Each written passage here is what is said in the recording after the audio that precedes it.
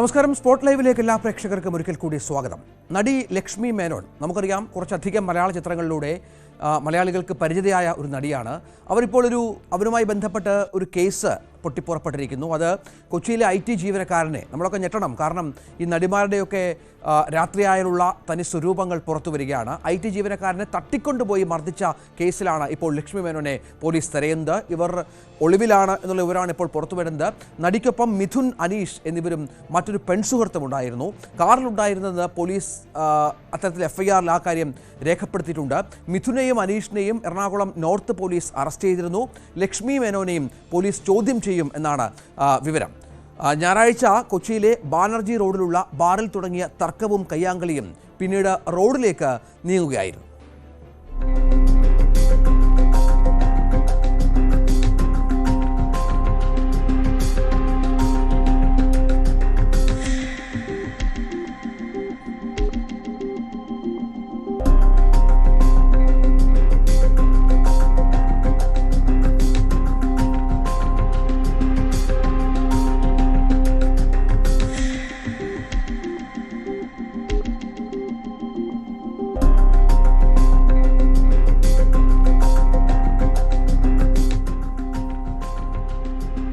ദൃശ്യങ്ങളിൽ ലക്ഷ്മി മേനോനെ അടക്കം കാണാം. ഇതിന്റെ അടിസ്ഥാനത്തിലാണ് പോലീസ് ഇതുമായി ബന്ധപ്പെട്ട് ലക്ഷ്മി മേനോനെയും ഈ കേസിൽ പ്രതി ചേർത്തത് എന്നാണ് മനസ്സിലാക്കുന്നത്. ഇവർ ബാറിലാണ് തർക്കം ആരംഭിച്ചത്. പിന്നീട് ഈ തർക്കം അത് വലിയ തോതിൽ വർദ്ധിക്കുകയും പിന്നീട് റോഡിലേക്ക് എത്തുകയും അവിടെയും ബഹളവും മറ്റും നടക്കുന്ന പശ്ചാത്തലമൊക്കെയാണ് നമ്മൾ കാണുന്നത്. പിന്നീട് ഈ സംഭവത്തിന് വലിയ ട്വിസ്റ്റുകളൊക്കെ സംഭവിച്ചു. ആജ്ഞ, ഇപ്പോൾ എന്താണ് ഈ കേസുമായി ബന്ധപ്പെട്ട് പോലീസ് പറയുന്നത്? ഇതിൻ്റെ തുടക്കം എങ്ങനെയാണ്? അതിനുശേഷം തട്ടിക്കൊണ്ടുപോകലിലേക്കൊക്കെ എത്തിയത് ഏത് പശ്ചാത്തലത്തിലാണ്?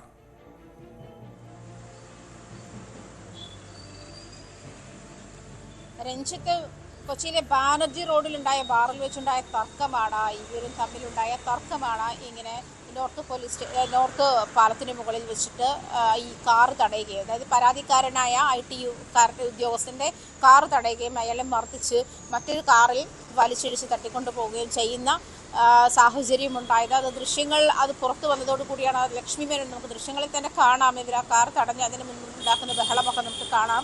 എന്തായാലും മലയാളത്തിലെ തന്നെ അവതാരം എന്ന സിനിമയിലൂടെ പ്രശസ്തി ആർജിച്ച നടിയാണ്. അതുപോലെ കുംകി, വേതാളം തുടങ്ങിയ സിനിമകളിലൊക്കെ കൂടി മികച്ച പ്രകടനം കാഴ്ചവെച്ച് അത്യാവശ്യം സിനിമാ മേഖലയിൽ അറിയപ്പെടുന്ന ഒരു നടി കൂടിയാണ് ലക്ഷ്മി മേനോൻ. അവരുടെ ഭാഗത്തു നിന്നാണ് ഇത്രയും വലിയ, അതായത് സാമൂഹ്യ മര്യാദയ്ക്ക് നിരക്കാത്ത ഒരു പ്രവൃത്തി ഉണ്ടായിരിക്കുന്നത് എന്നാണ്. യുവാവിനെ മർദ്ദിച്ച് അവശനാക്കി മറ്റൊരു കാറിൽ തട്ടിക്കൊണ്ടു പോകുന്ന രംഗങ്ങൾ ഈ കഴിഞ്ഞ ഓഗസ്റ്റ് 24-ാം തീയതി വൈകുന്നേരമാണ് ഈ സംഭവം ഉണ്ടായിരുന്നത്. കഴിഞ്ഞ 2 ദിവസത്തിന് മുൻപാണ് ഈ സംഭവം ഉണ്ടായിരിക്കുന്നത്. എന്തായാലും ഈ 3 പേർക്കെതിരെ, അനീഷ്, മിഥുൻ, അതുപോലെ സോനമോൾ, ഇവരോടൊപ്പം ഉണ്ടായിരുന്ന മറ്റൊരു ലേഡിയാണ് സോനമോൾ, ഇവർക്ക് 3 പേർക്കുമെതിരെയാണ് പോലീസ് കേസെടുത്തിട്ടുള്ളത്. ലക്ഷ്മി മേനോൻ കേസ് രജിസ്റ്റർ ചെയ്തിട്ടുണ്ട്. ഇതുമായി ബന്ധപ്പെട്ട് അവരെ ചോദ്യം ചെയ്യാൻ വിളിക്കുന്നുമുണ്ട് പോലീസ്. പക്ഷേ അവരിപ്പോൾ ഒളിവിലാണ് എന്നാണ് മനസ്സിലാക്കാൻ കഴിയുന്നത്. അതേസമയം ഈ ഇതിലുണ്ടായിരുന്ന യുവതി സോനമോൾ അവരുടെ പരാതിയുടെ അടിസ്ഥാനത്തിൽ മറ്റേ എതിർ ഭാഗത്തുള്ള ഒരാൾക്കെതിരെയും പോലീസ് കേസ് രജിസ്റ്റർ ചെയ്തിട്ടുണ്ട്. എന്തായാലും പോലീസ് FIR രജിസ്റ്റർ ചെയ്ത് ലക്ഷ്മി മേനോനും പ്രതിയാണ്. ലക്ഷ്മി മേനോനും ചോദ്യം ചെയ്യാൻ വിളിക്കുമെന്നാണ് മനസ്സിലാക്കാൻ കഴിയുന്നത്.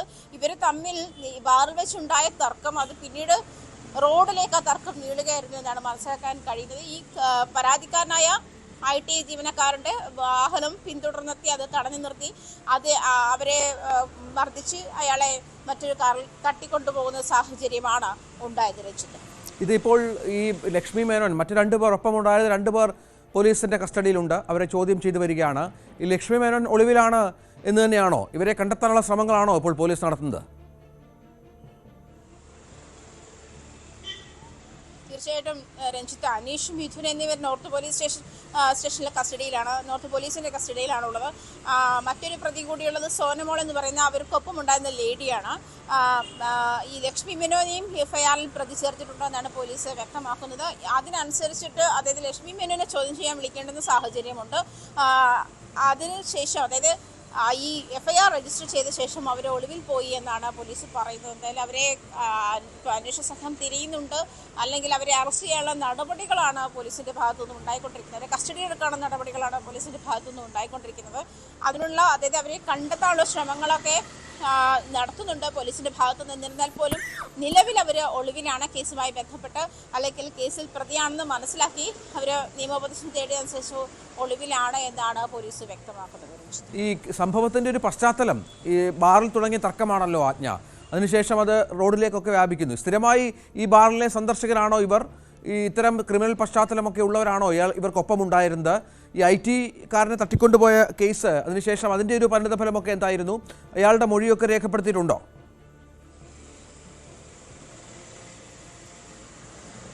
തീർച്ചയായിട്ടും IT ജീവനക്കാരൻ്റെ മുഖത്തും ശരീരത്തും ഒക്കെ മർദ്ദിച്ച ശേഷമാണ് അയാളെ വലിച്ചിഴിച്ചു കൊണ്ടുപോയതെന്നാണ് അയാൾ തന്നെ വ്യക്തമാക്കുന്നത്. അങ്ങനെയാണ്. ആ പരാതിയുടെ അടിസ്ഥാനത്തിലാണ് ഈ പറഞ്ഞ കേസ് രജിസ്റ്റർ ചെയ്തിട്ടുള്ളതും. പക്ഷേ എന്നിരുന്നാൽ പോലും രഞ്ജിത്ത് പറയുന്നത് പോലെ ഇതുവരെ അറിയപ്പെടുന്ന ഒരു നടി എന്നുള്ള നിലയിൽ ലക്ഷ്മി മേനോന് കൂടുതൽ ഇത്തരം കേസുകളിലേക്ക് വരുന്ന ഒരു സാഹചര്യം ഉണ്ടായിട്ടില്ല എന്നാണ് മനസ്സിലാക്കാൻ കഴിയുന്നത്. പക്ഷെ അത് ഈ പറഞ്ഞതുപോലെ പുറത്തു വരാത്തതാണോ, ദൃശ്യങ്ങൾ ഉൾപ്പെടെ പുറത്തു വന്ന ഒരു സാഹചര്യം ഉള്ളതാണോ എന്നുള്ള കാര്യത്തിൽ വ്യക്തതയില്ല. എന്തായാലും കഴിഞ്ഞ ഞായറാഴ്ച ബാനർജി റോഡിലുണ്ടായ ബാറിൽ നിന്നുണ്ടായ ഒരു തർക്കമാണ് ഇത്തരത്തിലേക്ക് മാറിയത്. ഈ വലിയ ഒരു ഇഷ്യൂവിലേക്ക് മാറിയത്.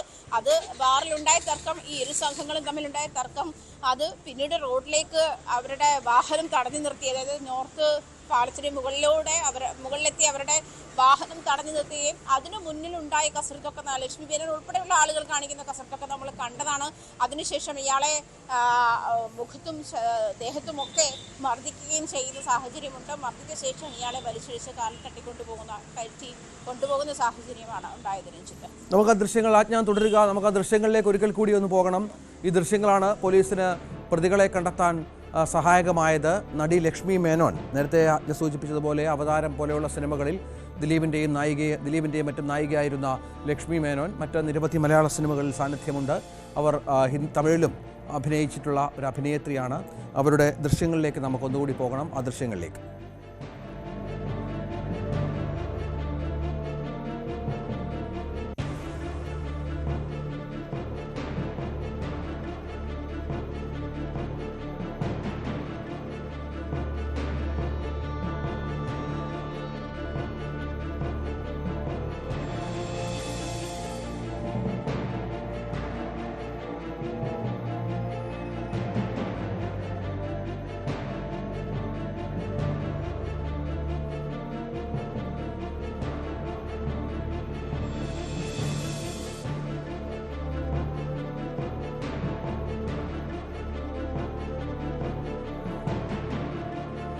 ആ സംഘത്തിൽ ഇപ്പോൾ നമുക്ക് മനസ്സിലാക്കുന്നത് രണ്ടുപേരാണ് ഇപ്പോൾ കസ്റ്റഡിയിലുള്ളത്.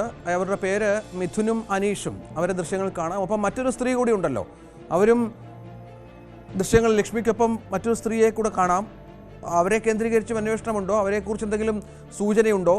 ഇവർ തമ്മിൽ നേരത്തെ സുഹൃത്തുക്കളായിരുന്നോ? എന്ത് തർക്കമാണ് അവിടെ സംഭവിച്ചതെന്നാണ് പോലീസ് പറയുന്നത്?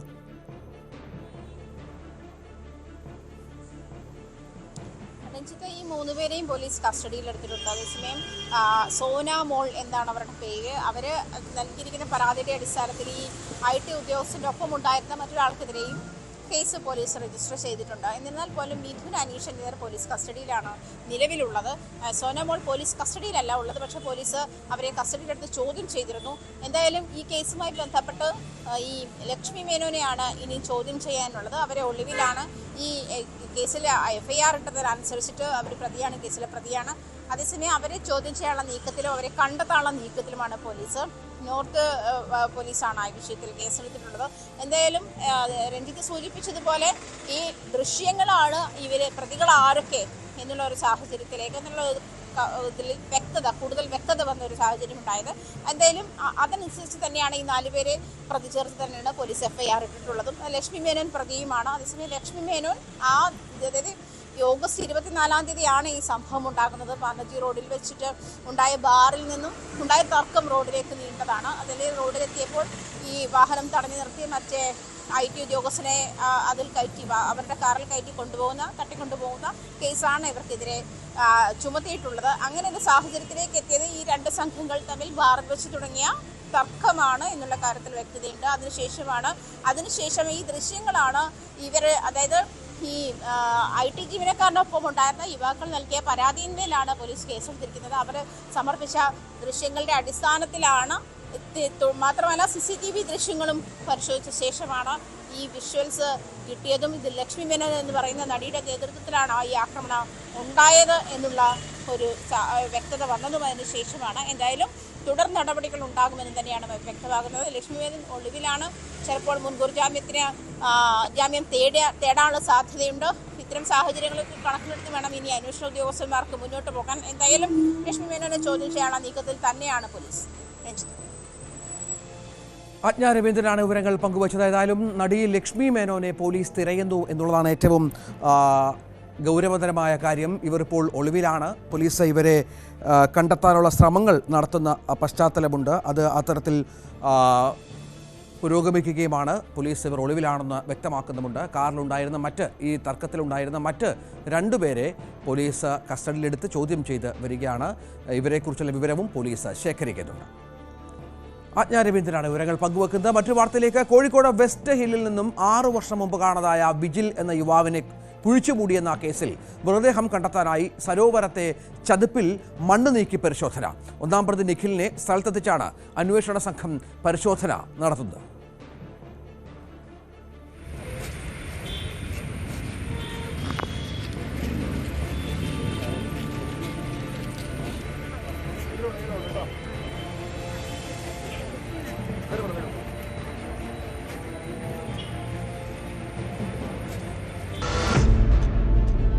കോഴിക്കോട് വെസ്റ്റ് ഹില്ലിൽ നിന്നും 6 വർഷം മുമ്പാണ് വിജിൽ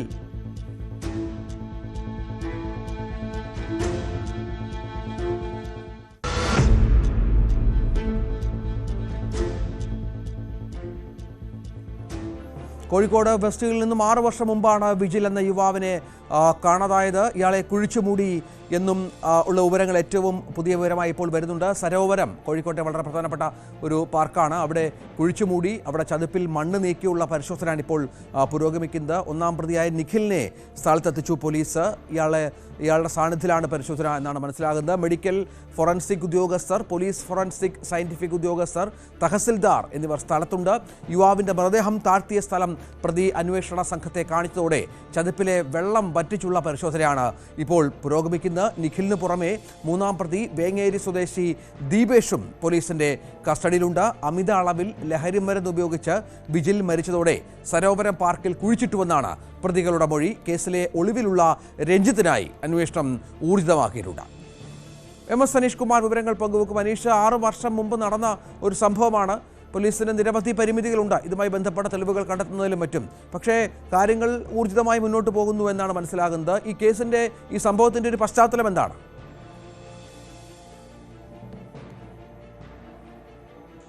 രഞ്ജിത്ത്, 6 വർഷം മുമ്പാണ് വെസ്റ്റ് ഹിൽ സ്വദേശിയായ വിജിലിനെ കാണാതാവുന്നത്. ഇതിനുശേഷം ഇദ്ദേഹത്തിന് വേണ്ടിയുള്ള തെരച്ചിൽ ഊർജിതമായി നടത്തിയെങ്കിലും കണ്ടെത്താൻ യാതൊരു തുമ്പും അവശേഷിക്കാത്ത ഒരു സാഹചര്യമാണ് ഉണ്ടായത്. വെസ്റ്റ് ഹില്ലിലെ വീട്ടിൽ നിന്നും ബൈക്കിൽ കൂട്ടുകാരോടൊപ്പമാണ് ഈ പ്രതികളായ നിഖിൽ ഒപ്പം ദീപേഷ് എന്നിവരോടൊപ്പമാണ് ആ വീട്ടിൽ നിന്നും വിജിൽ പുറത്തേക്ക് പോയത്. പക്ഷേ ഈ കൂട്ടുകാരോട് സംബന്ധിച്ച കുടുംബാംഗങ്ങൾ വിവരങ്ങൾ ആരാഞ്ഞെങ്കിലും അവൻ റെയിൽവേ സ്റ്റേഷനിൽ നിന്നും ട്രെയിൻ കയറിപ്പോയി എന്ന ഒരു മറുപടിയാണ് നൽകിയത്. പോലീസും ഇതുമായി ബന്ധപ്പെട്ട് പലതരത്തിലുള്ള അന്വേഷണങ്ങൾ പല ഘട്ടങ്ങളിലായി നടത്തിയെങ്കിലും ഈ 3 പേരും ഒരേ മൊഴിയിൽ ഉറച്ചു നിൽക്കുന്ന ഒരു സാഹചര്യമുണ്ടായിരുന്നു. തങ്ങൾ ഈ വിജിലുമായി സംസാരിച്ചിരുന്നിരുന്നു, വർത്തമാനം പറഞ്ഞു ഒക്കെ ചെയ്തു.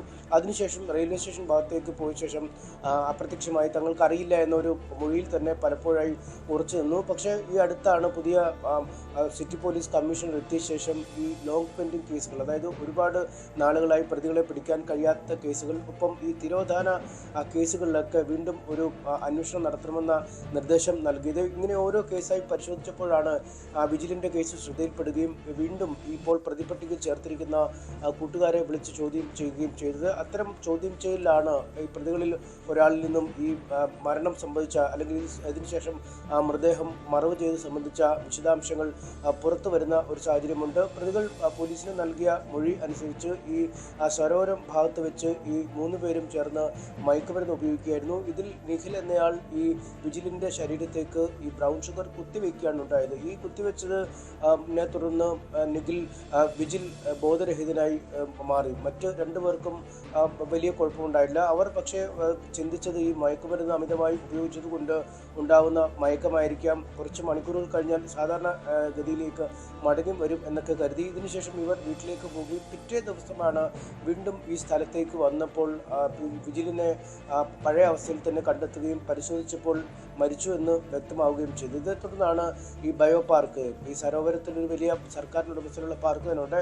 അതിൻ്റെ പിൻവശത്തുള്ള മേഖലകളും ഈ ബയോ പാർക്ക് എന്ന രീതിയിൽ സംരക്ഷിതമായ മേഖലകളാണ്. അവിടെ കണ്ടൽ കാടുകളുണ്ട്, ചതുപ്പ് നിലങ്ങളുണ്ട്. അത്തരത്തിൽ ചതുപ്പ് നിലത്തേക്ക് ഈ മൃതദേഹം ചവിട്ടി താഴ്ത്തിയ ശേഷം അതിന് മുകളിൽ ഒരു ചെങ്കല്ലും എടുത്തു വെച്ച് ഈ പ്രതികൾ, ഈ സുഹൃത്തുക്കളായ ആളുകൾ അവിടെ നിന്നും പോവുകയായിരുന്നു. പിന്നീട് ഒരാഴ്ച കഴിഞ്ഞ് വീണ്ടും ഈ മൃതദേഹം അവിടെ ഉണ്ടോ എന്ന് പരിശോധിക്കാനായി വന്നപ്പോൾ മൃതദേഹത്തിൻ്റെ തലഭാഗം മുകളിലേക്ക് ഉയർന്നു നിൽക്കുന്നത് കണ്ടു. പ്രത്യേകിച്ചും ഈ ചതുപ്പ് നിലമായതുകൊണ്ട് തന്നെ അങ്ങോട്ട് അധികം ആളുകൾ കടന്നു പോകാത്ത അത്തരം വലിയ ഒരു ഇടപെടലുള്ള ഇടം കൂടിയല്ല. അതുകൊണ്ട് ഈ തല പൊങ്ങി നിന്ന് കണ്ടപ്പോൾ അത് വീണ്ടും മണ്ണിലേക്ക് ചവിട്ടി താഴ്ത്തുകയും അതിന് മുകളിലേക്ക് മണ്ണും ചെടികളുമൊക്കെ ഇടുകയും ചെയ്തു. ചില മരകഷ്ണങ്ങളുമൊക്കെ ഇട്ടത് അത്തരത്തിൽ മണ്ണിലേക്ക് താഴ്ന്നു.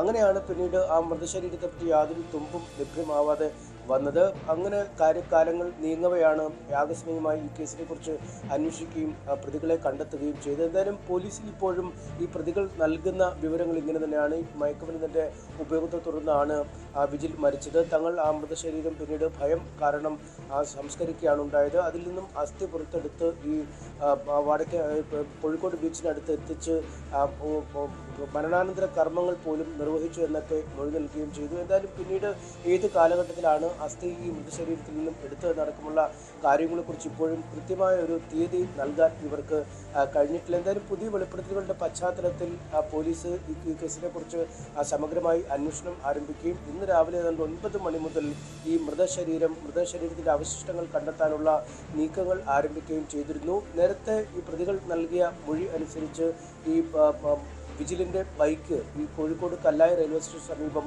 ഉപേക്ഷിച്ചു. മൊബൈൽ ഫോണിലും ബൈക്കിൽ തന്നെ ഉപേക്ഷിച്ചിട്ട് പോകുന്നത്. അത് ഈ റെയിൽവേ സ്റ്റേഷനിൽ നിന്ന് ട്രെയിൻ കയറി ദൂരദേശത്തേക്ക് പോയി എന്ന് തെറ്റിദ്ധരിപ്പിക്കാനുള്ള നീക്കത്തിൻ്റെ ഭാഗമായിരുന്നു അങ്ങനൊരു ഇടപെടൽ നടത്തിയത്. ഇതിൻ്റെ അടിസ്ഥാനത്തിൽ കോഴിക്കോട് റെയിൽവേ സ്റ്റേഷനിലും കല്ലായി റെയിൽവേ സ്റ്റേഷനിലും ആദ്യം പരിശോധന നടത്തിയെങ്കിലും കണ്ടെത്താനായില്ല. പിന്നീടാണ് കല്ലായി റെയിൽവേ സ്റ്റേഷനടുത്തുള്ള ഒരു കാട്ടിൽ നിന്നും വിജിലിൻ്റെ ബൈക്ക് കണ്ടെത്താൻ കഴിഞ്ഞത്. അത് ഒരുപാട് പഴകിയ ഒരു സാഹചര്യത്തിൽ തന്നെയാണ്, കാട് കയറിയിട്ട് നിലയിലായിരുന്നു ആ ബൈക്ക് കണ്ടെത്താൻ കഴിഞ്ഞത്. അതുകൊണ്ട് ആദ്യഘട്ടത്തിൽ അവർ നൽകിയിരിക്കുന്ന മൊഴി കൃത്യമാണ്. അതുകൊണ്ട് തന്നെ ഈ മൃതശരീരം ഈ ചതുപ്പിനുള്ളിൽ ഉണ്ട് എന്ന കൃത്യമായ ഒരു വിവരത്തിൻ്റെ അടിസ്ഥാനത്തിൽ തന്നെയാണ് പരിശോധന. ഈ ഫോറൻസിക്കിലെയും തഹസീൽദാരടക്കമുള്ള ഉദ്യോഗസ്ഥരും ഡോക്ടർമാരടക്കമുള്ള ഈ ഫോറൻസിക് വിദഗ്ധരടക്കമുള്ളവർ ആ സ്ഥലത്തുണ്ട്. അവിടെ രാവിലെ ഈ തെരച്ചിൽ ആരംഭിച്ചെങ്കിലും വലിയ മഴ പെയ്യുന്ന ഒരു സാഹചര്യമുണ്ടായിരുന്നു. അതുകൊണ്ട് തെരച്ചിൽ അതേ അർത്ഥത്തിൽ മുന്നോട്ട് പോകാതെ വരുന്ന സാഹചര്യമുണ്ടായി. ഒപ്പം 1.5 അടിയോളം ആ താഴ്ചയിൽ ഈ മണ്ണും കല്ലും മരങ്ങളുമൊക്കെ വീണ് വല്ലാത്ത ചതുപ്പായി കിടക്കുന്ന സ്ഥലമാണ്. അതുകൊണ്ട് ഈ ആളുകളെ ഉപയോഗിച്ച് മാത്രം ഈ കുഴിച്ചെടുക്കാൻ കഴിയാത്ത സാഹചര്യത്തിൽ JCB അടക്കമുള്ള യന്ത്ര സാമഗ്രികൾ അവിടേക്ക് എത്തിക്കുമെന്നും പോലീസ് അറിയിച്ചിരുന്നു. എന്തായാലും ഇന്ന് വൈകുന്നേരത്തിനുള്ളിൽ ഒരു കൃത്യമായ ചിത്രം ഇക്കാര്യത്തിൽ ലഭിക്കുമെന്നാണ് പോലീസ് അറിയിച്ചിരിക്കുന്നത്. നിലവിൽ പ്രതികളുടെ മൊഴികൾ അനുസരിച്ച് ഈ മൃതദേഹം മറവ് ചെയ്ത് നശിപ്പിച്ചു, അല്ലെങ്കിൽ മൃതദേഹത്തിനോട് അപമര്യാദയിൽ പെരുമാറിയതടക്കമുള്ള ചില വകുപ്പുകളാണ് ചേർത്തിരിക്കുന്നത്. മൃതദേഹം വീണ്ടെടുത്ത് പോസ്റ്റ്മോർട്ടം നടപടികളൊക്കെ പൂർത്തിയാക്കിയ ശേഷമാവും ഈ എന്തൊക്കെ വകുപ്പുകൾ കൂടുതലായി ചേർക്കണം, അല്ലെങ്കിൽ എന്ത് തരത്തിലാണ് അന്വേഷണം മുന്നോട്ട് കൊണ്ടുപോകണം എന്ന് സംബന്ധിച്ചൊരു ധാരണയിലെത്തുക. ഒപ്പം ഇവർ ഈ കർമ്മങ്ങൾ ചെയ്യാനായി വിളിച്ച പരികർമ്മി അടക്കമുള്ളവരെ വിളിച്ച് തെളിവെടുത്ത് ഈ കേസിൽ കൂടുതൽ തെളിവുകൾ സൃഷ്ടിക്കാനും പോലീസിന്റെ ഭാഗത്തുനിന്നും ശ്രമം നടത്തും. ഒന്നാം പ്രതി നിഖിലാണല്ലോ അനീഷ്, ഒന്നാം പ്രതിയായി നിഖിലിനെയാണോ ഇപ്പോൾ സ്ഥലത്തെത്തിച്ചിരിക്കുന്നത്? നിഖിലിന്റെ സാന്നിധ്യത്തിലാണോ ഇത് കുഴിച്ച് പരിശോധിച്ചിരിക്കുന്നത്? വെള്ളം പറ്റിച്ചുള്ള പരിശോധനയൊക്കെയാണ് ഇപ്പോൾ നടക്കുന്നതെന്ന് മനസ്സിലാകുന്നു. ഒരു പ്രതി ഒളിവിലാണല്ലേ? ഒരാൾ കൂടി 2 പേർ പിടിയിലായിട്ടുണ്ട്. ഒരു പ്രതി ഒളിവിലാണ് എന്നാണ് മനസ്സിലാക്കുന്നത്. ഈ സംഭവം നടന്നിട്ട് 6 വർഷം പിന്നിടുന്ന ഒരു സാഹചര്യം കൂടി, അതിനനുസരിച്ചുള്ള ചോദ്യം ചെയ്യലും തെളിവെടുപ്പുമൊക്കെ പോലീസിൻ്റെ ഭാഗത്തു നിന്ന് വേണ്ടിവരും. അതായത് 3-ാം പ്രതി വേങ്ങേരി സ്വദേശി ദീപേഷും പോലീസിൻ്റെ കസ്റ്റഡിയിലുണ്ട്. ഒരാൾ കൂടി കസ്റ്റഡിയിലാവാനുമുണ്ട് അല്ലേ രഞ്ജിത്ത്?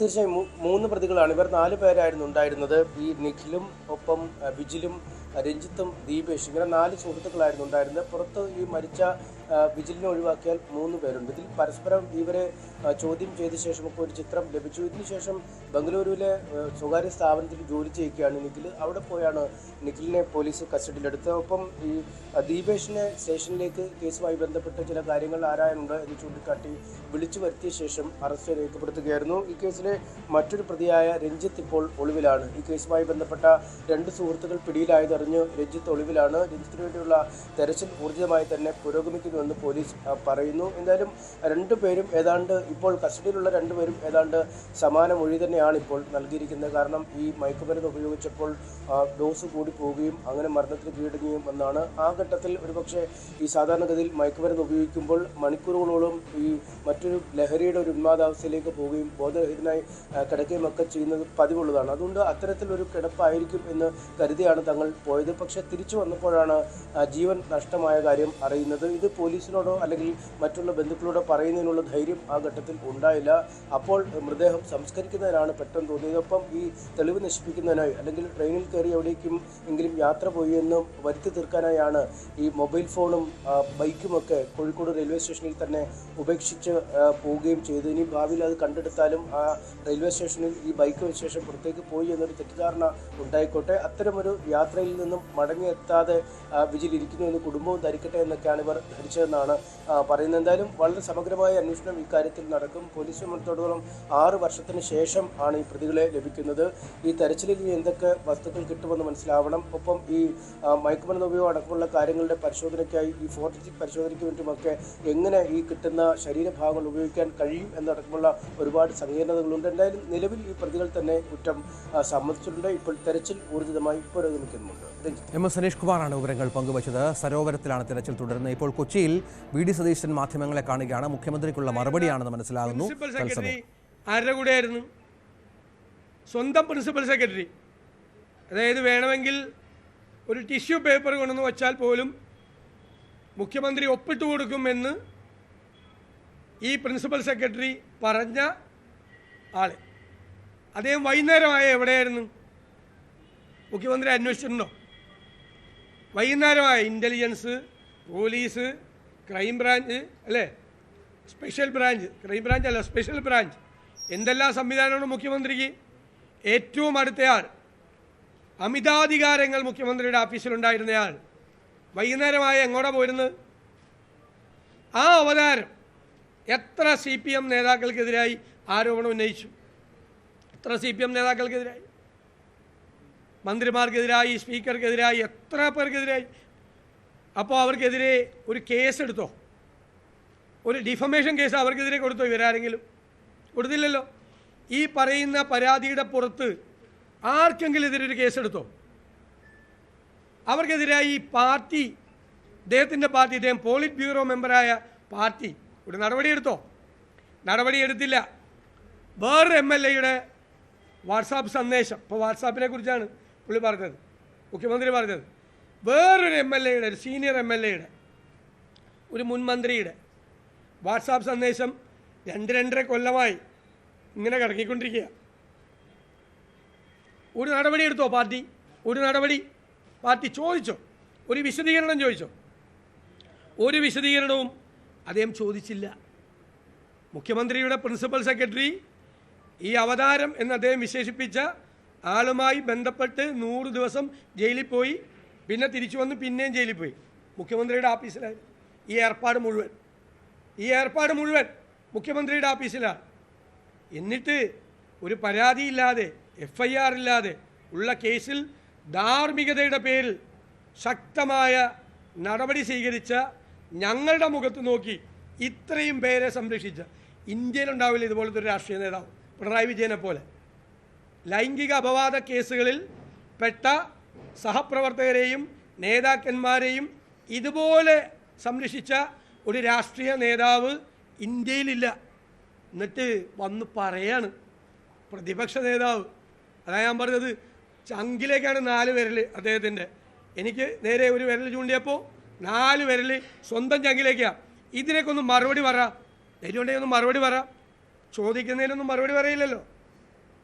ഒരു ഷെയ്ഡി ക്യാരക്ടർ, കളങ്കിത വ്യക്തിത്വം വന്ന് മദ്രാസിൽ ഒരു അക്കൗണ്ട് തുടങ്ങി ഹവാലയും റിവേഴ്സ് ഹവാലയും നടത്തി മന്ത്രിയുടെ അക്കൗണ്ടിലേക്ക് വരെ നേതാക്കന്മാരുടെ അക്കൗണ്ടിലേക്ക് വരെ പണം അയച്ചു കൊടുത്തു എന്ന് പറഞ്ഞിട്ട് പാർട്ടി സെക്രട്ടറിയുടെ മകനുമായുള്ള തെറ്റായ വഴികളിലൂടെയുള്ള ബന്ധത്തെക്കുറിച്ച് ആരോപണം വന്നിട്ട് ചെറുവിരലനക്കിയ ഈ മുഖ്യമന്ത്രി ഇപ്പോൾ ചോദിച്ചപ്പോൾ പറഞ്ഞ് എന്തോ പറഞ്ഞങ്ങ് ഒഴിഞ്ഞു കളഞ്ഞു. ഒരു മറുപടി പോലും ഇന്നത്തെ പത്രസമ്മേളനത്തിൽ ആ കാര്യത്തിൽ പറഞ്ഞില്ല.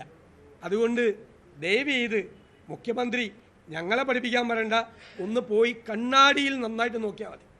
കണ്ണാടിയിൽ നോക്കിയാൽ മതി. നിങ്ങൾ ആരാണ്, നിങ്ങൾ എത്ര പേരെയാണ് ചേർത്ത് നിർത്തിയിരിക്കുന്നത്, നിങ്ങളുടെ ചുറ്റും നിൽക്കുന്നതെല്ലാം ആരാണ് എന്നത് നിങ്ങൾക്ക് ബോധ്യമാവും. കണ്ണാടി നോക്കണം. കണ്ണാടി നോക്കാതിരിക്കുന്നതുകൊണ്ടാണ് ഇത് പറ്റുന്നത്, ബാക്കിയുള്ളവർക്കെതിരായിട്ട് ആക്ഷേപം ഉന്നയിക്കുന്നത്.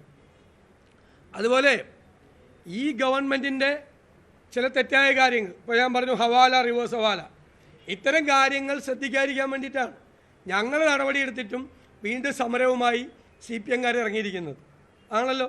ഇന്ന് വന്ന ഗുരുതരമായ ഒരു ആരോപണം എന്താ, 108 ആംബുലൻസുമായി ബന്ധപ്പെട്ട് 2019 ഒരു കരാർ കൊടുത്തു ഒരു കമ്പനിക്ക്, GVK EMRI എന്ന് പറഞ്ഞ കമ്പനിക്ക്. ടെൻഡർ ഉണ്ടായില്ല, ഒരു സിംഗിൾ ടെൻഡറായിരുന്നു, 517 കോടി രൂപ. ഇപ്പം 5 കൊല്ലം കഴിഞ്ഞപ്പോൾ പുതിയ ടെൻഡർ വെക്കേണ്ടി വന്നു. അപ്പോൾ കോമ്പറ്റേറ്റീവ് ടെൻഡറായി. ആ ടെൻഡർ വന്നപ്പോൾ ഇവരുടെ എമൗണ്ട് 293 കോടി രൂപയായിട്ട് താന്നു. അതായത് അന്ന് 316 ആംബുലൻസ് ഉണ്ടായുള്ളൂ, ഇപ്പം 335 ആംബുലൻസായി. ആംബുലൻസ് കൂടി. അന്ന് ഡീസൽ വില 66 രൂപയാണ്, ഇപ്പം 97 രൂപയാണ്. അന്നത്തെ സ്പെയർ പാർട്സിൻ്റെ വിലയേക്കാൾ ഇന്നത്തെ സ്പെയർ പാർട്സിൻ്റെ വിലയേക്കാൾ അന്നത്തെ സ്പെയർ പാർട്സിൻ്റെ വില 40% കുറവാണ്. എന്നിട്ട് സിംഗിൾ ടെൻഡറിൽ 517 കോടി രൂപയ്ക്ക് ആംബുലൻസിന് കൊടുത്തു. അപ്പോൾ ഇപ്പോൾ കുറവ് എത്രയാ?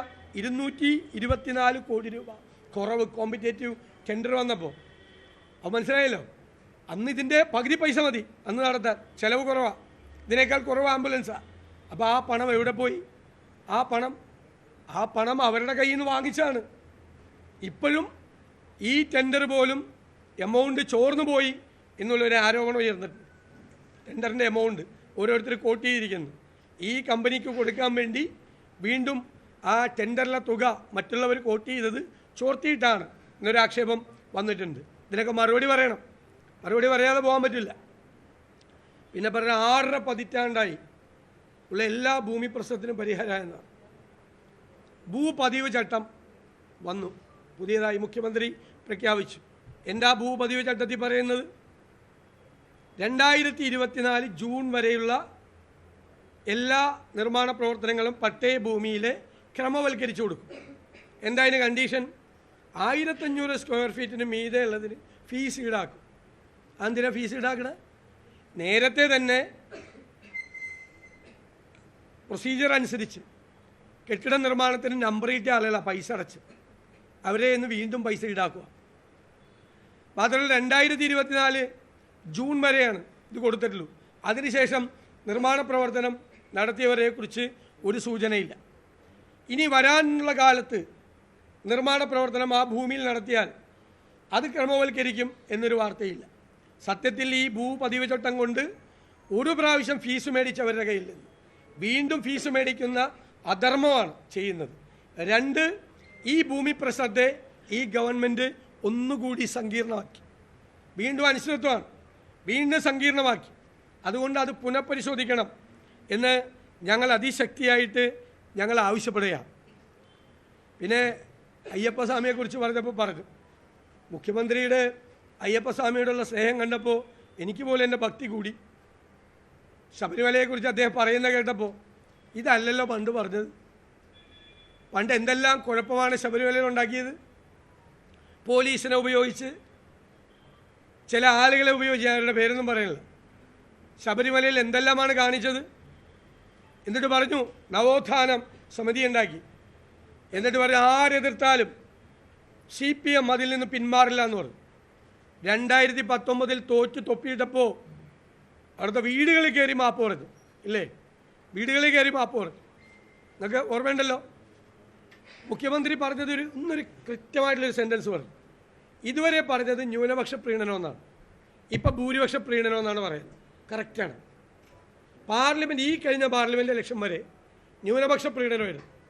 ന്യൂനപക്ഷങ്ങളുടെ ഭാഗത്ത് നിന്ന് ശക്തമായ തിരിച്ചടി കിട്ടിയപ്പോൾ കുറേ നാളായി ഇപ്പം ഭൂരിപക്ഷ പ്രീണനമാണ്. ദേവസ്വം ബോർഡ് പ്രസിഡന്റ് CPM വെച്ചേക്കണ ആളാണ് പറയാണ്, സംഘപരിവാറിനെ കൂടി ക്ഷണിക്കും, പ്രത്യേക പരവതാനി വിരിച്ചു കൊടുക്കണം അയ്യപ്പ സംഗമത്തിന്, സംഘപരിവാറിന്. രണ്ടുപേരും കൂടി ഒരുമിച്ചാണല്ലോ ഇപ്പോൾ ഏർപ്പാട്. അപ്പോൾ സംഘപരിവാറിനെ താലോലിക്കാനും ഭൂരിപക്ഷ വർഗീയതയെ വളർത്തിയെടുക്കാനും വേണ്ടി അയ്യപ്പൻ്റെ പേരിൽ നടത്തുന്ന പരിപാടിയാണിത്. പിന്നെ ഒരു ഗവൺമെൻറ് ഓർഡർ ഇറങ്ങിയപ്പോൾ ഞാനും അതിൻ്റെ ഉപരക്ഷാധികാരിയാണെന്ന് പറഞ്ഞ് കണ്ട് ലിസ്റ്റിൽ. എൻ്റെ അനുവാദമില്ല, ഞാനില്ല, അതിൽ ഞങ്ങളില്ല.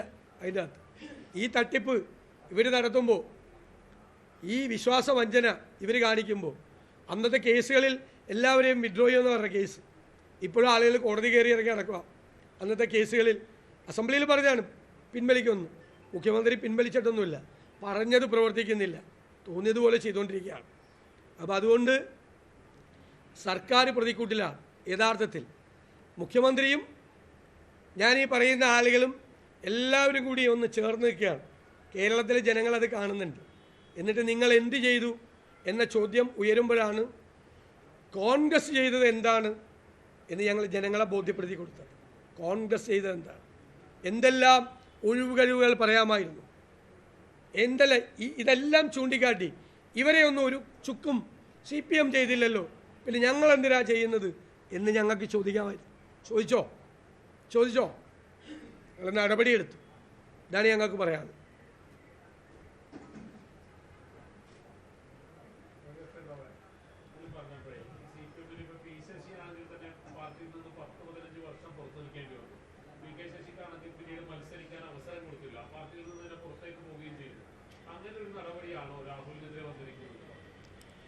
അങ്ങനെയൊന്നും പുറത്തൊന്നും നിർത്തിയിട്ടില്ല.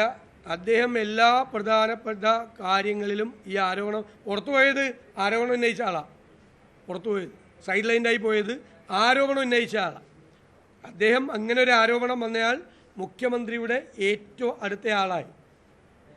ആ ഓഫീസിലെ എല്ലാ കാര്യങ്ങളും നിയന്ത്രിക്കുന്ന അമിതാധികാര ശക്തിയുള്ള ആളായി അവിടെ ഇരിക്കുകയാണ് ഇപ്പോഴും.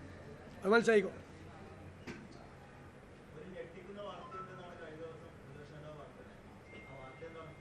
അല്ല, അത് ഞാൻ പറഞ്ഞല്ലോ, നിങ്ങൾ തിരക്ക് പിടിക്കണ്ട. ഞാൻ പറഞ്ഞത് ഒരുപാട് വാർത്തകൾ വരും.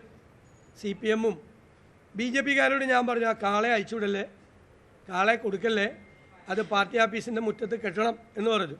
ഇപ്പോൾ ആവശ്യം വന്നല്ലോ, ഒരാവശ്യം വന്നല്ലോ കാളയെ കൊണ്ട്. ഒരാവശ്യം വന്നില്ലേ ഇപ്പോൾ കാളയെ കൊണ്ട്? കാള ഇനി ആവശ്യം വരും. കാളയായിട്ട് ഇറങ്ങിയപ്പോൾ ആ കാളയെ ആവശ്യം വരിക. കാള എങ്ങോട്ടാണ് കൊണ്ടുപോകേണ്ടത് എന്ന് വിചാരിച്ചാൽ മതി. അതുപോലുള്ള കാര്യങ്ങളൊക്കെ വരും. ഞാൻ ബോംബെന്നൊന്നും ഞാൻ പറയില്ല, നിങ്ങളാണ് ബോംബെന്നൊക്കെ പറഞ്ഞത്. ഞാൻ പറഞ്ഞത് CPM സൂക്ഷിക്കണം, BJP കാളയെ അയച്ചുവിടരുത്, കാളയെ സൂക്ഷിക്കണം. ഇത് രണ്ടുമാണ് ഞാൻ അവരോട് പറഞ്ഞിട്ടുള്ളത്.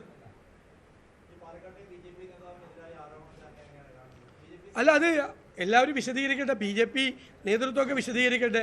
ഒരു ആരോപണം വന്നിരിക്കുന്നു, ഒരു സ്ത്രീ അദ്ദേഹത്തിനെതിരായി ആരോപണം ഉന്നയിച്ചു. പക്ഷെ ആ സ്ത്രീ ആരാണ് എന്ന ഐഡൻറ്റിറ്റി വെളിപ്പെടുത്തുന്ന തരത്തിലാണ് അദ്ദേഹം മറുപടി പറഞ്ഞത്.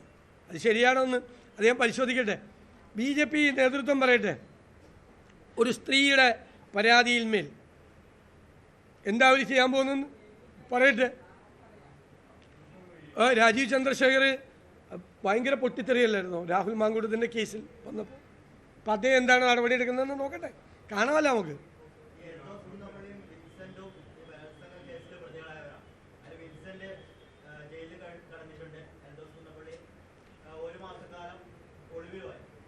നിങ്ങൾക്കതൊന്നും, അത് അങ്ങനത്തെ കേസല്ല. എൽദോസ് കുന്നപ്പള്ളിയുടെ കേസിൽ അദ്ദേഹത്തിന് ജാമ്യം കൊടുത്തുകൊണ്ട് കോടതി പറഞ്ഞേക്കണം എന്താണെന്ന് കേട്ടോ. വി.ഡി. സതീശൻ പ്രതിപക്ഷ നേതാവ് മാധ്യമങ്ങളെ കാണുകയായിരുന്നു. മുഖ്യമന്ത്രി സ്വന്തമായി ഒന്ന് കണ്ണാടി നോക്കിയാൽ ഇന്ന് പറഞ്ഞ ആരോപണങ്ങൾക്കൊക്കെ കൃത്യമായ മറുപടി കിട്ടുമെന്നും കൂടിയിരുന്ന പ്രിൻസിപ്പൽ സെക്രട്ടറിയെ പോലും മനസ്സിലാക്കാൻ പറ്റാത്ത ആളാണ് മുഖ്യമന്ത്രി എന്നും വി.ഡി. സതീശൻ തിരിച്ചടിച്ചു. ബോംബുകൾ ഇനി പൊട്ടാനുണ്ട് എന്നും പ്രതിപക്ഷ നേതാവ് വ്യക്തമാക്കുകയുണ്ടായി. തിരിച്ചു വരാം കൂടുതൽ വാർത്തകളുമായി ഇടവേളയ്ക്ക് ശേഷം.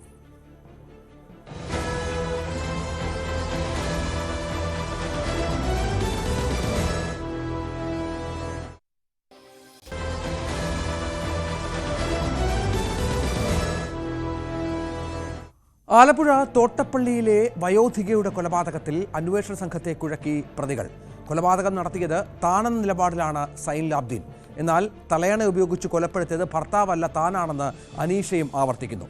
ബലപ്രയോഗത്തിനിടെ കഴുത്തു ഞെരിച്ചുവെന്ന് ആദ്യം അറസ്റ്റിലായ അബൂബക്കറും മൊഴി നൽകിയതോടെ മരണം എങ്ങനെയെന്ന് സ്ഥിരീകരിക്കാൻ അന്വേഷണ സംഘത്തിന് സാധിച്ചിട്ടില്ല. ഇതിനിടെ വയോധിക കൊല്ലപ്പെട്ടത് പുറം ലോകം അറിയുന്നതിന് 2 മണിക്കൂർ മുൻപ് മരണവിവരം അബൂബക്കർ മറ്റൊരാളോട് പങ്കുവച്ചുവെന്ന മൊഴിയും പോലീസിന് ലഭിച്ചിട്ടുണ്ട്. ശരണ്യ സ്നേഹജൻ ഏറ്റവും പുതിയ വിവരങ്ങളുമായി ചേരുകയാണ്. ശരണ്യ, ഇതിപ്പോൾ ഈ വിഷയത്തിലൊരു പോലീസിൽ അട്ടർ കൺഫ്യൂഷൻ ഉണ്ടെന്നാണ് മനസ്സിലാക്കേണ്ടത്. കാരണം 1 അല്ല 3 പ്രതികളാണ്, ഓരോരുത്തരും തങ്ങളാണ് കൊന്നതെന്ന് ആവർത്തിക്കുന്ന പശ്ചാത്തലമുണ്ട്. ഈ പ്രശ്നം എങ്ങനെ പരിഹരിക്കാനാണ് പോലീസ് ശ്രമിക്കുന്നത്?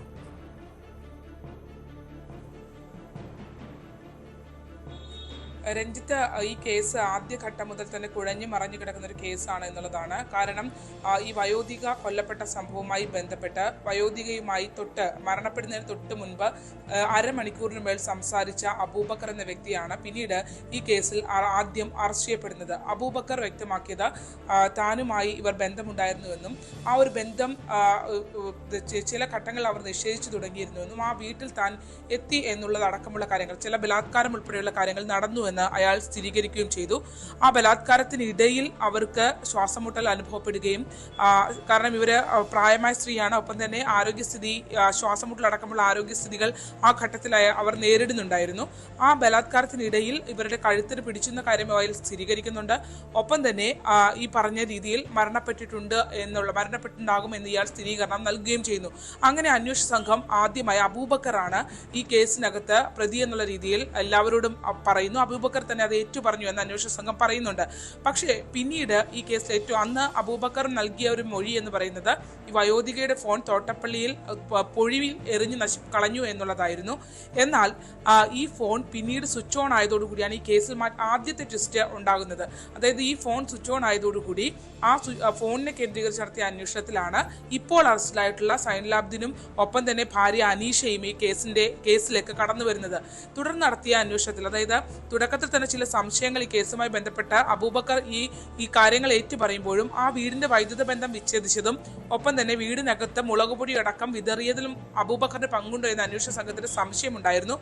എന്തായാലും അബൂബക്കർ ഇത് ഏറ്റുപറഞ്ഞ് ജില്ലാ പോലീസ് മേധാവിയുടെ അടക്കം ഇത് ഏറ്റുപറഞ്ഞ ഘട്ടത്തിലാണ് ഈ സംഭവം അബൂബക്കറിനെ പ്രതി ചേർത്തുകൊണ്ട് പോകുന്നത്. പക്ഷേ പോലീസിന് നിലനിന്ന സംശയങ്ങൾ കൊണ്ട് തന്നെ അവരതിൽ തുടർ പരിശോധനകൾ നടത്തിക്കൊണ്ടേയിരുന്നു. ആ ഘട്ടത്തിലാണ് ഈ സൈൻലാബ്ദിനും ഒപ്പം തന്നെ ഭാര്യ അനീഷയും പോലീസിന്റെ പിടിയിലാകുന്നത്. ഇവർ നേരത്തെ തന്നെ ഈ വയോധികയുടെ വീടിന്റെ പിൻഭാഗത്ത് വാടകയ്ക്ക് താമസിച്ചിരുന്നവരാണ്. വാടക ചോദിക്കുന്നതുമായി ബന്ധപ്പെട്ട് ഈ വയോധിക ഇവരെ അപമാനിക്കുന്ന രീതിയിൽ സംസാരിച്ചിട്ടുണ്ടെന്ന് അടക്കമുള്ള കാര്യങ്ങൾ പറയുന്നു. ഒപ്പം തന്നെ ഈ വയോധികയുടെ വീട്ടിൽ നടന്ന മോഷണത്തിൽ കമ്മൽ നഷ്ടപ്പെട്ടിട്ടുണ്ട് എന്നുള്ള വിവരവും സ്ഥിരീകരിക്കപ്പെടുന്നു. അങ്ങനെ നടത്തിയ അന്വേഷണത്തിൽ, ഈ ഫോൺ കേന്ദ്രീകരിച്ച് നടത്തിയ അന്വേഷണത്തിൽ പിടിയിലായ ഇവർ നൽകുന്ന മൊഴികളും പോലീസിനെ കുഴപ്പിക്കുന്നു എന്നുള്ളതാണ്. അതായത് ഇവർ പറയുന്നത്, ഇവർ മുറിയുടെ അകത്തേക്ക് പ്രവേശിക്കുമ്പോൾ ഈ വയോധിക ഉറങ്ങുകയായിരുന്നു എന്നുള്ളതാണ് ഇവർ നൽകുന്ന മൊഴി. തലയണ ഉപയോഗിച്ച് മുഖത്ത് തലയണ ഉപയോഗിച്ച് പ്രസ് ചെയ്താണ് കൊലപ്പെടുത്തിയെന്നുള്ള കാര്യം പറയുന്നു.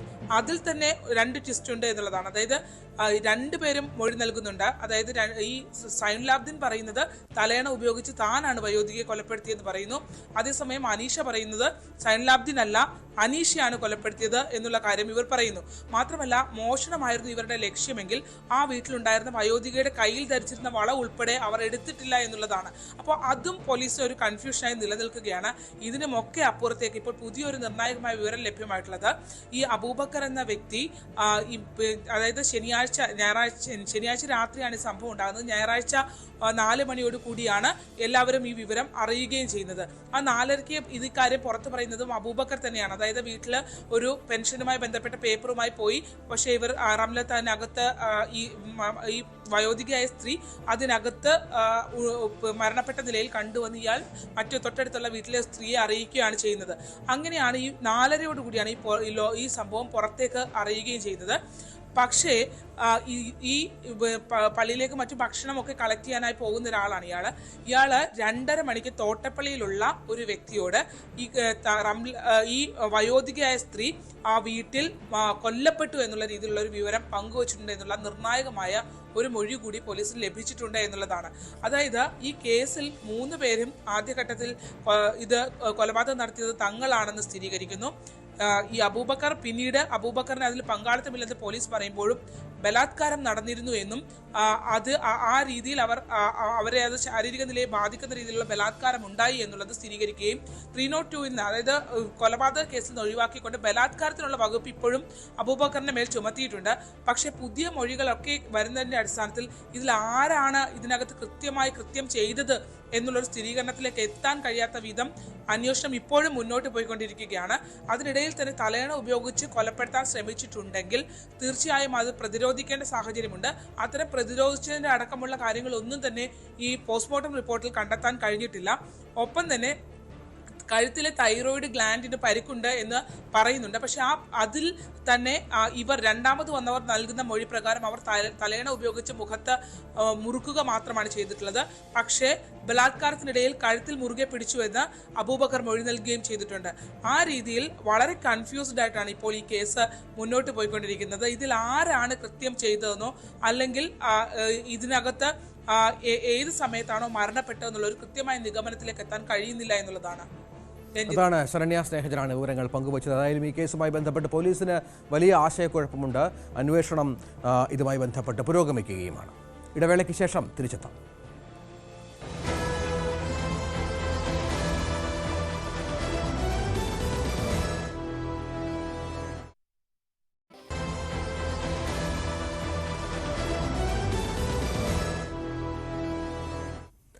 തിരുവനന്തപുരം ഫോർട്ട് പോലീസ് സ്റ്റേഷനിൽ ഉദയകുമാറിനെ ഉരുട്ടിക്കൊന്ന കേസിൽ മുഴുവൻ പ്രതികളെയും വെറുതെ വിട്ട് ഹൈക്കോടതി. അന്വേഷണത്തിൽ CBIക്ക് ഗുരുതര വീഴ്ച പറ്റിയെന്ന് വ്യക്തമാക്കിയാണ് ഡിവിഷൻ ബെഞ്ചിന്റെ വിധി. 1-ാം പ്രതിയുടെ വധശിക്ഷയും റദ്ദാക്കി. വിധിക്കെതിരെ അപ്പീൽ നൽകുമെന്ന് കുടുംബത്തിന് നിയമസഹായം നൽകുന്ന Thiruvananthapuram deputy mayor PK Raju പ്രതികരിച്ചു. വൈകാരികമായായിരുന്നു ഉദയകുമാറിന്റെ അമ്മ പ്രഭാവതിയുടെ പ്രതികരണം. തന്റെ മകനെ പച്ചയ്ക്ക് തിന്നവരെ പുറത്തിറങ്ങാൻ അനുവദിക്കരുത്. ഹൃദയമുണ്ടെങ്കിൽ കോടതി ഇങ്ങനെ പറയില്ല. കേസ് അട്ടിമറിക്കാൻ ആരോ കളിച്ചു. താൻ ഇനി എന്ത് ചെയ്യണമെന്നും എന്ത് മായമാണ് അവർ കാണിച്ചതെന്നും പ്രഭാവതി ചോദിച്ചു. ഇനി എന്തൊക്കെ ചെയ്യണം? നിങ്ങൾ പറഞ്ഞു തരി, എനിക്ക് എന്തൊക്കെ ചെയ്യണമെന്ന്. നിങ്ങളെല്ലാവരും അന്ന് നിന്നല്ല, നിങ്ങൾ പറഞ്ഞു തരി, നിങ്ങൾ ഒരു വാക്ക് പറഞ്ഞു തരി, എന്തൊക്കെ ചെയ്യണം? ഞാൻ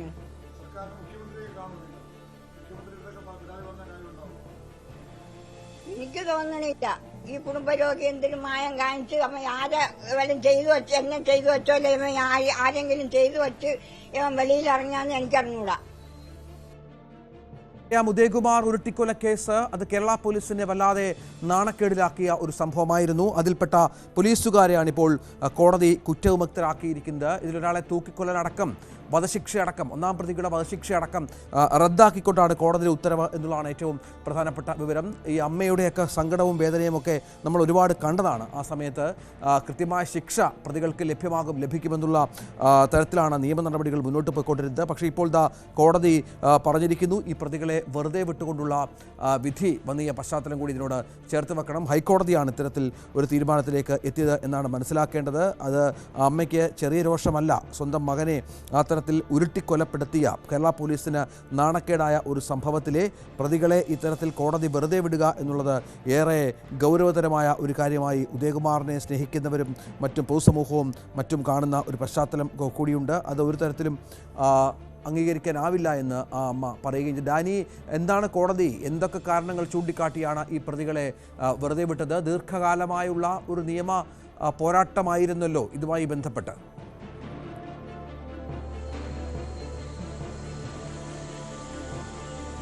രഞ്ജിത്ത, കോടതി പ്രധാനമായും തന്നെ കാണുന്നത് CBI നടത്തിയ അന്വേഷണം അത് കൃത്യമല്ല എന്ന് തന്നെയാണ്. CBI നടത്തിയ പല ഫൈൻഡിങ്സുകളും അത് കൃത്യമായിട്ടല്ല ചെയ്തത്. അവർക്ക് വലിയ രീതിയിലുള്ള പിഴവുകൾ ഉണ്ടായിട്ടുണ്ട് എന്നതെല്ലാം തന്നെയാണ് ചൂണ്ടിക്കാണിക്കുന്നത്. അതുകൊണ്ട് തന്നെയാണ് ഈ പ്രതികളെ വെറുതെ വിടാനായിട്ട് കോടതി ആവശ്യപ്പെട്ടിരിക്കുന്നത്. ഈ ജിതകുമാറിൻ്റെ വധശിക്ഷ അടക്കം റദ്ദ് ചെയ്തുകൊണ്ടാണ് മോചിപ്പിക്കുന്നത്. കാരണം ഇതിൽ നടന്നിരിക്കുന്നത് കൃത്യമായ ഒരു അന്വേഷണമല്ല എന്നതടക്കമുള്ള കാര്യങ്ങളാണ് ചൂണ്ടിക്കാണിച്ചിരിക്കുന്നത്. CBI അന്വേഷണം അശാസ്ത്രീയമായിരുന്നു എന്നതടക്കമുള്ള കാര്യങ്ങൾ ചൂണ്ടിക്കാണിച്ചുകൊണ്ടാണ് ഇപ്പോൾ ഈ കോടതി നടപടി വന്നിരിക്കുന്നത്. ഇതിൽ പ്രധാനമായും തന്നെ പറയുന്നത് CBI അന്വേഷണവും അവർ സ്വീകരിച്ച പ്രോസിക്യൂഷൻ നടപടികളും ഇല്ലീഗലാണെന്നാണ് ഡിവിഷൻ ബെഞ്ച് പറയുന്നത്. ഇതാണ് 1-ാം പ്രതി ഉൾപ്പെടെയുള്ള പ്രതികളെല്ലാം തന്നെ കുറ്റവിമുക്തനാക്കുന്നതിന് കാരണമായിട്ടുള്ളത്. മുഴുവൻ പേരെയുമാണ് കോടതി വെറുതെ വിട്ടിട്ടുള്ളത്. ഗുരുതരമായ പിഴവാണ് CBIക്ക് ഈ അന്വേഷണത്തിൽ സംഭവിച്ചിരിക്കുന്നതെന്നാണ് കോടതി പറയുകയും ചെയ്യുന്നത്. പോലീസുകാരായ കെ ജിതുകുമാർ, DYSP ആയിരുന്ന അജിത് കുമാർ, SP-മാരായിരുന്ന EK സാബു, TK ഹരിദാസ് തുടങ്ങിയവരെല്ലാമാണ് ഈ പ്രതിപട്ടികയിലടക്കമെല്ലാം തന്നെ ഉണ്ടായിരുന്നത്. ഇവരെല്ലാം തന്നെയാണ് കുറ്റവിമുക്തരാക്കിക്കൊണ്ടുള്ള ഈ നടപടികൾ ഉണ്ടായിരുന്നത്. ഒരു പ്രതി ഈ ഒരു കാലയളവിൽ രോഗബാധിതനായി മരിക്കുകയും ചെയ്തിരുന്നു. എന്തായാലും വളരെ ശക്തമായ ഒരു തിരിച്ചടിയാണ് ഇക്കാര്യത്തിൽ ഉണ്ടായിരിക്കുന്നത്. കേസ് അന്വേഷിച്ച CBIക്ക് കൃത്യമായ രീതിയിൽ കേസ് മുന്നോട്ട് കൊണ്ടുപോകാൻ കഴിഞ്ഞിട്ടില്ല എന്നും ഇതിൽ കൃത്യമായ രീതിയിലൊരു ഫൈൻഡിങ്സ് അവർക്ക് കോടതി മുൻപാകെ അടക്കം സമർപ്പിക്കാൻ കഴിഞ്ഞിട്ടില്ല എന്നുമാണ് പറയുന്നത്. മുഴുവനായും തന്നെയും ഒരു ക്രമവിരുദ്ധമായ രീതിയിലാണ് കേസിൻ്റെ ഒരു തുടർച്ചകൾ ഉണ്ടായിരുന്നതെന്നും ഹൈക്കോടതി ചൂണ്ടിക്കാണിക്കുകയും ചെയ്യുന്നു.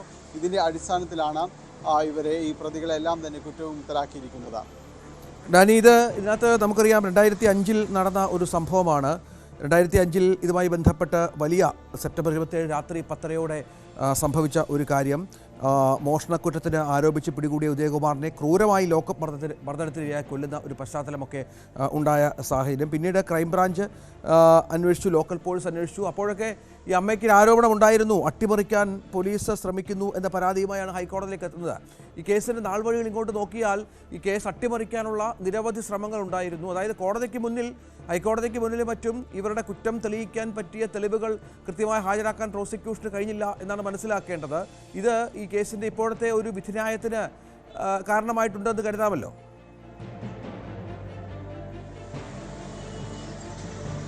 അങ്ങനെ തന്നെയാണ് കരുതുന്നത്. ഹൈക്കോടതി പറഞ്ഞിരിക്കുന്നതും അത് തന്നെയാണ്. കൃത്യമായ രീതിയിലുള്ളൊരു നടപടികളോ കാര്യങ്ങളോ ഒന്നും തന്നെ ഇതുമായി ബന്ധപ്പെട്ടുകൊണ്ട് ഉണ്ടായിട്ടില്ല. അതുകൊണ്ടാണ് ഈ പ്രതികളെ അടക്കം തന്നെ എല്ലാവരെയും വെറുതെ വിടുന്നതിനടക്കം ഹൈക്കോടതി കാര്യങ്ങളിലേക്ക് എത്തുകയും ചെയ്തത്.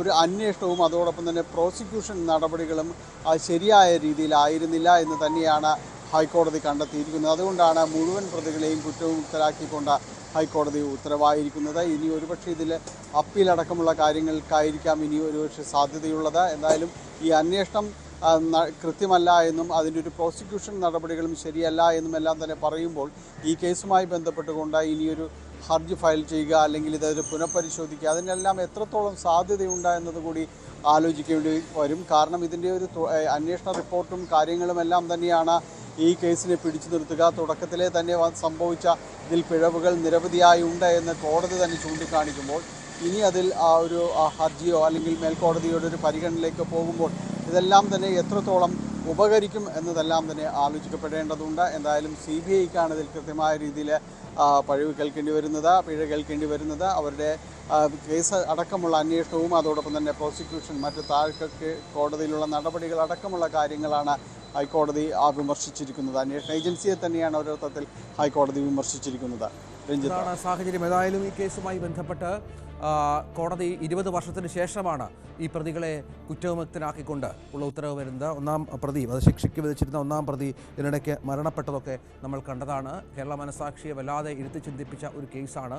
അവിടെ 20 വർഷത്തെ നിയമപോരാട്ടത്തിന് ശേഷം പ്രതികൾ കുറ്റക്കാരല്ല എന്ന് കണ്ടെത്തിയിരിക്കുന്നു. ആ അമ്മ പോരാട്ടം തുടരും എന്ന് വേണം നമുക്ക് മനസ്സിലാക്കാൻ. ഇടവേളയ്ക്ക് ശേഷം തിരിച്ചു വരും.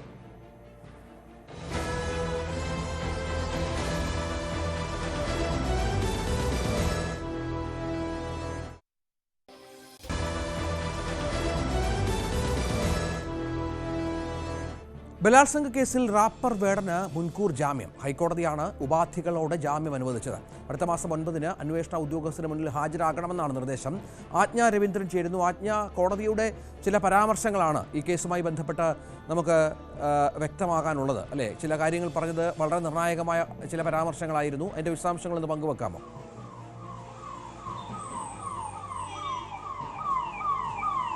തീർച്ചയായിട്ടും രഞ്ജിത്ത്, റാപ്പർ വേടൻ എന്തായാലും കഴിഞ്ഞ കുറേ ദിവസമായി തവണകളായി മുൻകൂർ ജാമ്യാപേക്ഷ പരിഗണിക്കുന്നുണ്ട്. അത് മാറ്റിവെച്ച ശേഷം വിശദമായ വാദം കേട്ട ശേഷം പരാതിക്കാരിയെ കൂടി കേസിൽ ഹർജിയിൽ കക്ഷി ചേർത്ത ശേഷമാണ് കോടതി ഇതിലൊരു അന്തിമ തീരുമാനത്തിലെത്തിയത്. മുൻകൂർ ജാമ്യം നൽകുന്ന ഒരു സാഹചര്യത്തിലേക്ക് എത്തിയത്. മുൻകൂർ ജാമ്യം വേടന് നിഷേധിക്കുകയാണെങ്കിൽ അത് നീതി നിഷേധമായി പോകുമെന്നാണ് ജസ്റ്റിസ് ബെച്ചു കുര്യൻ തോമസ് പറഞ്ഞത്. അതേസമയം ഓരോ തവണ ഹർജിക്കാരിയെ ക്രോസ് വിസ്താരം നടത്തുമ്പോഴും വിസ്തരിക്കുമ്പോഴും അതുപോലെ ഹർജിക്കാരുടെ അഭിഭാഷകരോടും ഒക്കെ കോടതി വീണ്ടും വീണ്ടും ആവർത്തി ചോദിക്കുന്നുണ്ട്. ഉഭയസമ്മതപ്രകാരമുള്ള ലൈംഗിക ബന്ധത്തെ എങ്ങനെയാണ് ബലാത്സംഗമായി വിമർശിക്കാനാവുക എന്ന് കോടതി ചോദിക്കുന്നുണ്ട്. രഞ്ജിത്ത് സൂചിപ്പിച്ചതുപോലെ വളരെ പ്രസക്തമായ ഒരു ചോദ്യം തന്നെയാണ്. മാത്രമല്ല വേടന്റെ അഭിഭാഷകൻ അത്തരത്തിൽ സുപ്രീം കോടതിയുടെ ഈ നിർദ്ദേശത്തെ, അത് ഈ വിധിന്യായത്തെ ചൂണ്ടിക്കാട്ടിക്കൊണ്ട് തന്നെയാണ് വേടൻ വിവാഹ വാഗ്ദാനം നൽകി പീഡിപ്പിച്ചിട്ടില്ല, ബലാത്സംഗം ചെയ്തിട്ടില്ല, അത് സമ്മതപ്രകാരമുള്ള ബന്ധമായിരുന്നു എന്ന് തന്നെയാണ് വേടന്റെ അഭിഭാഷകരും ആ സുപ്രീം കോടതിയുടെ ക്ലോസ് വെച്ചുകൊണ്ട് തന്നെയായിരുന്നു കോടതിയിൽ വാദിച്ചത്. എന്നിരുന്നാൽ പോലും ആ സമയത്ത് വേടന് എതിരെ മറ്റു 2 പരാതികൾ കൂടി മുഖ്യമന്ത്രിക്ക് മുൻപിലെത്തിയതും വലിയ വിമർശനങ്ങളാണ് സൃഷ്ടിച്ചത്. ആ കേസിൽ കൂടിയുള്ള നടപടികൾ നേരിടുന്നുണ്ട്. എന്നിരുന്നാൽ പോലും വേടന് മുൻകൂർ ജാമ്യം നൽകിയിരിക്കുന്ന ഒരു സാഹചര്യത്തിലേക്ക് തന്നെയാണ് ഹൈക്കോടതി പോയിരിക്കുന്നത്. വേടനെ മുൻകൂർ ജാമ്യം നൽകുന്നതിന് മുൻപ് തന്നെ പലതവണയായി വേടനെതിരെ ലുക്കൌട്ട് നോട്ടീസ് പുറപ്പെടുവിക്കുന്ന പോലീസ് വേടനെ കണ്ടെത്താനുള്ള ശ്രമങ്ങളൊക്കെ നടത്തുന്നതൊക്കെ പരാജയപ്പെട്ടു പോയിരുന്നു. വലിയ വിമർശനമാണ് പോലീസ് തന്നെ നേരിടേണ്ടി വന്നത്. പോലീസ് തന്നെ വേടനെ രക്ഷപ്പെടാൻ അല്ലെങ്കിൽ ഒളിവിൽ കഴിയാനുള്ള സാഹചര്യം ഒരുക്കി കൊടുക്കുന്നു എന്നുള്ള വലിയ വിമർശനങ്ങളൊക്കെ നേരിടേണ്ടി വന്നിരുന്നു. എന്നിരുന്നാൽ പോലും വേടനെതിരെ ലുക്കൌട്ട് നോട്ടീസ് പുറപ്പെടുവിച്ചിട്ട് പോലും ഇത്ര പ്രശസ്തനായ ഒരാളെ കണ്ടെത്താൻ എന്താണ് ഇത്രയധികം ബുദ്ധിമുട്ടെന്നുള്ള ചോദ്യം കൂടി പോലീസ് നേരിടേണ്ടി വന്നിരുന്നുണ്ട്. എന്നിരുന്നാൽ പോലും നാളുകൾക്ക് ശേഷമുള്ള വാദങ്ങൾക്കൊടുവിലാണ് ഇപ്പോൾ വേടന് മുൻകൂർ ജാമ്യം നൽകുന്നത്. ഉപാധികളോടെയാണ് വേടന് മുൻകൂർ ജാമ്യം നൽകിയിരിക്കുന്നത്. സെപ്റ്റംബർ 9, 10 ദിവസങ്ങളിൽ അന്വേഷണ ഉദ്യോഗസ്ഥന് മുൻപാകെ ഹാജരാകണമെന്ന് കോടതി നിർദ്ദേശിച്ചിട്ടുണ്ട്.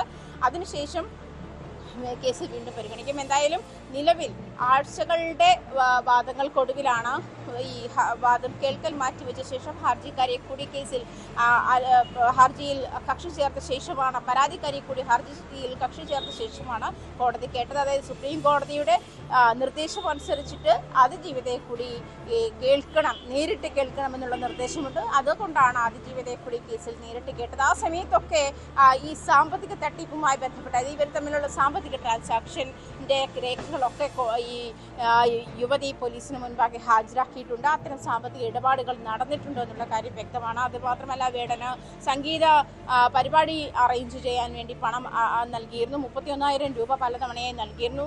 വേടന് പലതവണയായി ട്രെയിൻ ടിക്കറ്റ് 80,000 ചില്ലാനം രൂപയധികം ട്രെയിൻ ടിക്കറ്റ് ബുക്ക് ചെയ്തും നൽകിയിരുന്നു. അങ്ങനത്തെ രേഖകളൊക്കെ യുവതി ഹാജരാക്കിയിട്ടുണ്ട്. വിഷാദ രോഗത്തിന് താൻ അടിമയായിപ്പോയി, അതുകൊണ്ടാണ് ഇത് ഇത്ര കാലം വൈകിയത്, 2021 ശേഷമുണ്ടായ സംഭവം പരാതി നൽകാൻ വൈകിയത് എന്നാണ്. തന്നെ ആദ്യമായി ചുംബിച്ചതുൾപ്പെടെയുള്ള കാര്യങ്ങൾ, അതിനുശേഷം ഉണ്ടായിട്ടുണ്ടായ ലൈംഗിക ബന്ധം, ഇതൊക്കെ തൻ്റെ സമ്മതമില്ലാതെ അതിലേക്ക് മനഃപൂർവ്വം വേടൻ തന്നെ വലിച്ചിഴക്കുകയായിരുന്നു.